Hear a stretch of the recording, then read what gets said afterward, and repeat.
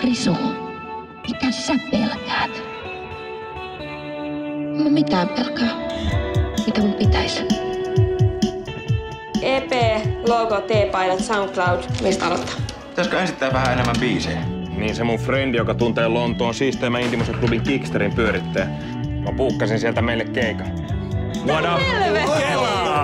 Mut siis toukokuussa. Meidän pitää duunaa ainakin 10 biisiä ennen sitä. Ehkä mä sit kuitenkin pelkään vähän kuolemaa.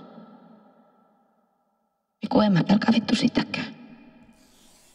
Mä pelkään unohdetuksi tulemista. Ai saatana!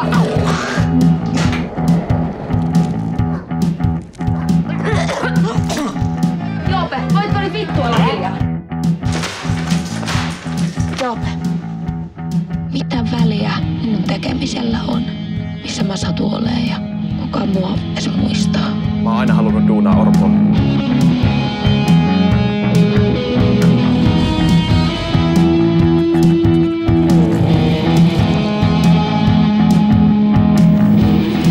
Se vanhempi, mitä mä oon Ossin on. Numero 51. Näytä tissi! Kajaalia ja tissejä! Mä oon Krisu, 29 vuotta. Tää on mun viimeinen mahis olla jotain. Meidän bändin on pakko breikata. Näkyä, olla olemassa. Vuoden päästä tästä hetkestä me ollaan soittaa vittu flowssa.